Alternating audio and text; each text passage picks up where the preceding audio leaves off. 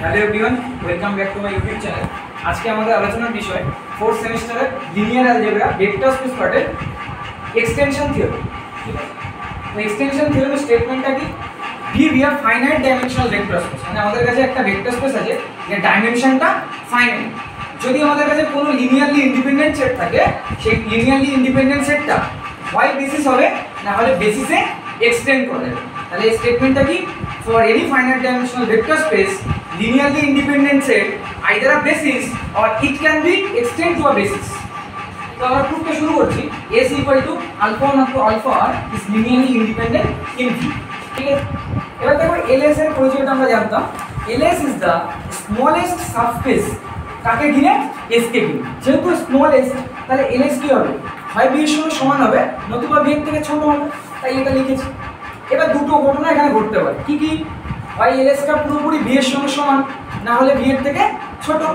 যদি এলএসটা পুরোপুরি ভি এর সঙ্গে সমান হয়, তাহলে অটোমেটিক্যালি এসটা কিসে পরিণত হবে? কেন বেসে পরিণত হবে? কারণ linearly independent plus generating set. ঠিক আছে, linearly independent set plus generating set, so S is the basis. Then there is nothing to do. If not, যদি না হয়, then L S is subset of V.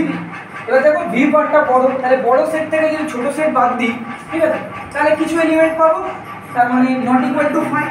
So there exist beta belongs to V minus LS, একটা element beta পাই। তাহলে difference সিম্বলের মানেটা কি? তাহলে বিটাটা ভিতে আছে কিন্তু কোথায় থাকবে না? এলএসে থাকবে। এই লাইনটাই বক্স করে রেখেছি, কাজে লাগবে। এবার আমাদের টার্গেট কি? আমাদের এই সেটটা তো বেসিস হলে হয়ে যেত, তো এবার আমরা এক্সটেন্ড করছি, এই বিটা এলিমেন্টটাকে অ্যাড করে দিয়েছি। তো এই সেটটাকে দেখো আমি লিখে দিয়েছি। টার্গেট কি? উই প্রুভ দ্যাট এত is linearly independent in V. তা লিনিয়ারলি ইন্ডিপেন্ডেন্টের জন্য কি চাই তোমাদের?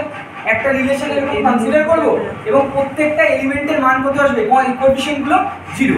এবার দেখো এখানে C1 থেকে CR তো 0ই ছিল, কারণ সেটটা কি দেওয়া ছিল? Linearly independent. তা নতুন যে বি এসে আমরা অ্যাজ লিখছি যে ক্লিয়ারলি বি ইকুয়াল টু 0। এটা তো তোমরা ইজিলি মেনে নেবে না। কেন বি 0 হবে? প্রশ্ন থাকবে কি নন জিরো হতে পারে। তাহলে আমরা ধরে নিলাম বি নট ইকুয়াল টু 0। যে নন জিরো হয় তার কি এক্সিস্ট করে? ইনভার্স এক্সিস্ট করে। তাহলে বি ইনভার্স দিয়ে এখানে যদি মাল্টিপ্লাই করি, আমরা ইজিলি বিটার মানটা বের করে নিতে পারবো। কাদের মাধ্যমে? আলফা 1 থেকে আলফা আর এর লিনিয়ার কম্বিনেশনের মাধ্যমে। তাহলে বিটাকে লেখা গেছে linear combination of alpha 1 to up to alpha R. তার মানে বিটা কোথায় চলে গেছে? এলএসএ, কিন্তু বিটাতে এলএসএ থাকবে না, তাহলে কন্ট্রাডিকশন। তাহলে কি বলতে পারি?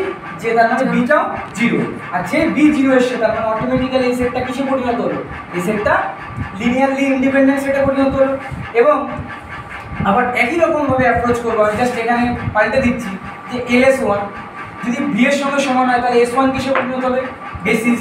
যদি না হয় তাহলে এই কেসটা হবে LS1, তাহলে এখানে সেম ভাবে LS1, এখানে নতুন একটা এলিমেন্ট গামা তুলবে, সেম ভাবে প্রসিডিওর চালাবে।